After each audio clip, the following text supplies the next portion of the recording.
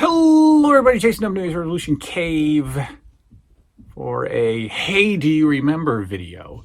I'm sitting in front of the 80s stuff shelf. You know, you got that shelf of 80s household goodness, a little sub collection of mine. You're staring at the cordless telephone, AM FM digital clock radio. Because today when we discuss, you know, reigniting the memories of our past with Hey Do You Remember, we're going to talk about something that's not toy related, but something that's so vivid and some of my favorite memories of the 80s is the 80s household, the 80s furniture, the 80s kitchen products, the electronics of the 80s, the console TV, so the housewares and the homes of the 80s. Now, a topic got ignited because a friend of mine, not a channel friend, but a real life person that works in my office, went to Goodwill and thought that I would like these, and boy were they right. I'm trying to get the lid on here. They bought me some 80s Tupperware. You remember these, I guarantee you. I guarantee you had these in your kitchen. I'm even thinking that this might even be like late 70s because of the lime green. And then we've got one in yellow. You definitely remember these lids. I can assure you of that. You definitely remember your leftover peas and carrots in your fridge inside this container. I know I do. And it got me thinking about the 80s kitchen. Is there anything more classic than that design? So I'm going to add these things to the 80s shelf, but right now we're going to talk about, hey, do you remember your mom's kitchen in the 80s? Do you remember your 80s kitchen? Boy, do I. And I'm thinking about one house in particular. Anytime I talk about, and there's something else up here I want to get to. Give me 1 second. Anytime I talk about the 80s house, I'm thinking of one home in particular. I'm thinking of the home that I've shown you guys. I've taken you to the I call it the childhood home. Reality is we only lived there about 2 years. But I remember it like no other home. I don't remember details of any other house we lived in or rented or any other apartment we lived in. The childhood home is the house that I lived in from about 8 to just before 10. So yeah, Christmas of 85 was our last year in the house. So, but that kitchen, the kitchen, there are some details of an 80s kitchen that I would love to have back again, that I would love to have. First is the Tupperware, and you know, the storage product. Now we have a bunch of storage containers upstairs underneath our cupboard, but they're not anything like this. They're not anything like this. They're just clear tubs, we call them, with lids, and you know, nothing like this. Nothing, you know, appealing or attractive like this. What about this? Did you have one of these in your fridge? I can absolutely guarantee you did. And I can guarantee you it was filled with lemonade, it was filled with Kool-Aid. And I can guarantee you, if you were anything like me, you'd figure out a way to just pop that lid and drink it standing in front of the refrigerator door. This was always in our refrigerator, and this was always filled with Kool-Aid, lemonade, sometimes even orange juice, which is weird, you know, because now you think of the orange juice that just comes in its own container. But back then you had frozen orange juice. You still do. Nobody uses it anymore. You know, you buy the $5 or $7 tub of, you know, orange juice, when for, I think maybe, I would assume less than $2, maybe less than $1, you get frozen orange juice that tastes just as good. But that's the way it was back then. You'd have the frozen orange juice, even the frozen lemonade, frozen limeade, whatever would go in these tubs, and these would be on the top shelf of your fridge. As soon as you opened your fridge, you'd see that sitting there.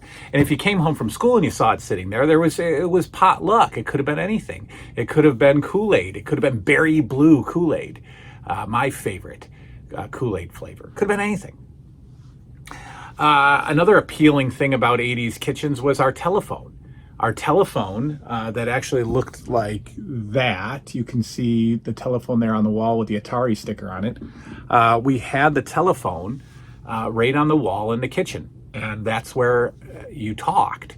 And come to think of it, until we had cordless phones, I think my parents had a phone in their bedroom, but the kitchen was the only place the phone was, and that was everywhere. My grandmother had a kitchen in her phone. My aunts had kitchens in there. That's where the phone was, in the kitchen. And the phone in the kitchen usually had the longest cord, because while your mom was talking during the day, she could walk around the kitchen and do stuff, right? I mean, that's kind of how it was. We had my all-time favorite 80s kitchen memory is the microwave on the counter. And microwaves were relatively new at the time. I'm sure they'd been out, but households, they weren't in every household. And they were, just like anything else in the 80s, they were not sleek, not slim. They were bulky. So our microwave was never above the stove. I think that was a relatively newer, maybe mid to late 80s, even going into the 90s, when you got the microwave over your stove. Our microwave was about the size of a Zenith console TV, and it sat on our counter. And I have wonderful memories. It's just the silliest stuff just ignites memories and transports you back in time. And the microwave on the counter transports me back in time. Now, I lived with my grandmother until the year 2000 and probably 2002. I think I bought this house in 2002 or maybe 2003, 2004. My grandmother never had a microwave above her stove. It was always on the counter. But, over the years, you'd get smaller microwaves and they'd fit nicely under but the big, bulky 80s microwave right on your kitchen counter, loved it. I think it's great. I mean, why would you want to reach so high up above the stove to put something in? You just walk to the counter, pull it out. You've got a counter to slide it out onto if it's hot, right? Microwave on the counter. Our counters were that extremely common 80s wood grain. I think they were probably Formica with a grain, with like a paper on them or whatever. Maybe they were real, but it was like kind of like that bowling alley style of wood. I forget what that's called. Is that pine? Like blonde pine or something like that. And that was our countertops, and they were that particular shade or type of wood. I remember we had this exact same color cutting board, which meant that your cutting board was camouflaged into your counter. So, of course you had to have a cutting board so that you didn't mark up your countertops. But it was just an extra piece of the counter cut and like rounded off, and there's your cutting block. That would now we have plastic ones that are in drawers and we use them and wash them and put them away back in the drawer. But our cutting block sat on the counter the whole time, and it was the same color as the counter. I think kitchen products being out on countertops was more common back then. The children's mother here prefers to have nothing on her countertops. And in my fantasy kitchen, I've got my blender, coffee maker, the toaster, everything just right there on the counter, ready for use. We have all of our stuff put away. If you want the blender, you got to go into the cupboard, pull it out, put it all together, and make something. Who's going to do that? I want it right there on the counter, and that's how it was back in the day. All of our stuff was right there on the counter. I miss toasters. Now, toasters aren't gone. They're everywhere. You can get, but we haven't had a toaster in years. We have a toaster oven so that you could warm up the chicken nuggets and the whatevers. So we put our bread in there to make toast, but I like an old-fashioned toaster. You put your bread in there, you push it down, you wait a few minutes, and, in the rare case that it actually pops up when it's done, you got toast. If not, you got to keep checking it to make sure it's not burning, but I like it on the counter. So microwave on the counter, all the kitchen gadgets right there on the counter. You got your big knife block. Loved that stuff.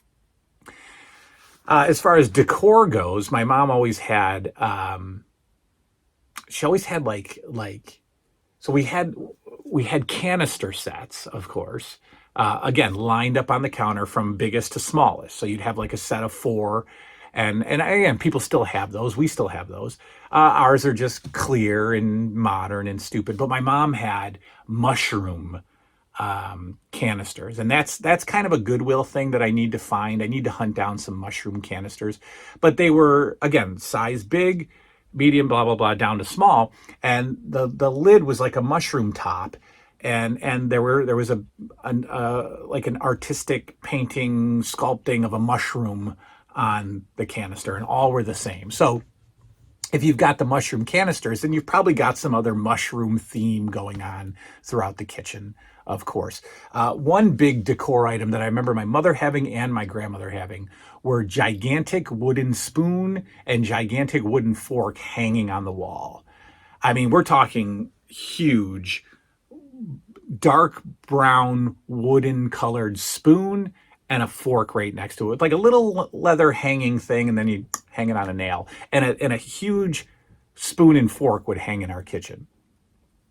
I remember the kitchen being the meeting spot. In this house that I'm talking about, we didn't have a kitchen table in the kitchen. We had that countertop, and you'd put a couple of stools up there. So I guess it was kind of like a breakfast bar.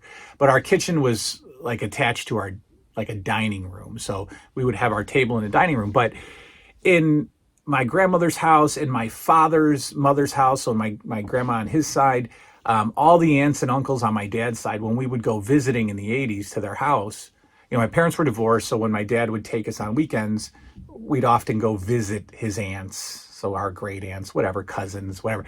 And everybody would always just sit at the kitchen table. In fact, the other rooms were closed off and dark. There was no TV going constantly. There was one in the kitchen. I'll get to that. But everybody would meet in the kitchen. My dad, his mother, an aunt, they would all just sit around the kitchen table and talk. That is what adults did in the 80s. They sat around a kitchen table, they had coffee, they had a piece of cake, and they talked. And in the middle of that kitchen table was all of your coffee accoutrements, right? All of your creamers, all of your sugars were all right there in some kind of weird little caddy thing that never left the center of the table. So you'd have a cup of coffee and you'd have all of and I remember my dad's mother always left creamer out. There was always creamer on the table for days. I assume it went bad, but she never put away the creamer. It would always just sit, and it was the liquid creamer. It was like milk, and it would always just sit there on the counter or on the table. But you always had the coffee caddy. But the kitchen was the meeting spot. People would just sit and talk in the kitchen. You didn't go sit in the living room on the couch and talk. You just sat in the kitchen. And the kids would have to go find something to do, but adults were in the kitchen, smoking cigarettes, drinking coffee with curdled cream, with a TV going on in the background, folks. That's right. I said that my favorite kitchen, item is the giant microwave on the counter. I take that back. That's my second favorite. My most favorite kitchen item of the 80s is a television in your kitchen. A television in your kitchen. And it speaks to who we were, folks. It speaks to who we were. You know who was using the television in the kitchen? Moms. Moms were using the television in the kitchen. Why? Because likely they were home. Likely they were preparing breakfast. Likely they were preparing school lunches. Likely they were cooking dinner. Likely they were cleaning up the kitchen. And so while you're doing that, you turn on your daytime programming and you're sitting right there in the kitchen having your cup of coffee, watching your television, which was often also on the kitchen counter. Right? The television, I have not had a television in my kitchen since I was 9 years old. My dad's mother, who obviously was much older, had a little black and white television in her kitchen, and she would sit there on Sundays and watch TV from the kitchen chair. And I only say Sundays because that's when I saw her. I assume she did the same thing all week. I never saw my dad's mother sitting on the couch watching television. She was always in the kitchen, sitting at the chair, drinking coffee, smoking cigarettes, and watching television. And it was always some old black and white movie on the kitchen TV. I'd do anything for a TV in the kitchen right now. It's been vetoed years ago. Whatever. I'll have one someday. Don't worry. What else? Oh man, I've seen carpeted kitchens. When my grandparents first bought their house, the house I grew up in, they had a carpet in their kitchen, which I assume that's a 70s thing. But oh my goodness, what an awful idea. What else in our kitchen? Great stuff. Oh, my third favorite thing about 80s kitchens, the snacks were on top of the fridge. In my house, anyway. I'm sure we had enough cupboard space, but for whatever reason, the snacks were on top of the fridge. So the bags of chips were on the fridge, the crackers were on the fridge, whatever, on top of the fridge, right? That was in my grandmother's house. In my house, the cereal was on top of the fridge. You would line up all of your cereal boxes on top of the fridge, and there was your cereal. Anybody else got that? Was that just me? Did that happen to anybody else? Cereal on top of the fridge? I loved it. I loved it. And again, that's something that I would bring back in my own space. Cereal on top of the fridge or snacks on top. I think cereal, because bags of chips can fall behind other bags of chips and then you don't see them and then they're stale. But if you line up the cereal, you know what you got right there. Our cereal is under a cut. In fact, this should be illegal. Our cereal comes out of the box and gets put in the cupboard in its own bag. So you don't even get to see the box anymore. The box is gone. To save space, of course. But if they were on top of the fridge, you wouldn't need to save space, and you'd know exactly what you were going to have for breakfast that day. Now, finally, to take things a step further, I knew families that took the cereal, took it out of the bag, put it in these tall, clear canister things, containers, Tupperware type things, and then lined those up on the counter. So you'd see them. They're not in the box, but they're in this decorative canister. Oh, those are Rice Krispies. That looks like Raisin Bran. All right, I'll take the Raisin Bran. And you had the lid. You could pop the lid and pour your cereal. I remember we never had those. I don't like those. I like the cereal in the box. It adds to the kitchen decor, folks. Tell me about your kitchen memories. My favorite room in the 80s house. One of my favorite rooms in the 80s house is the 80s kitchen. That is all. I think I'm going to go upstairs and pull our microwave out of the wall and set it on our counter so I can warm up some, I was going to say Hot Pockets, but that's not really 80s. Whatever. Good night now.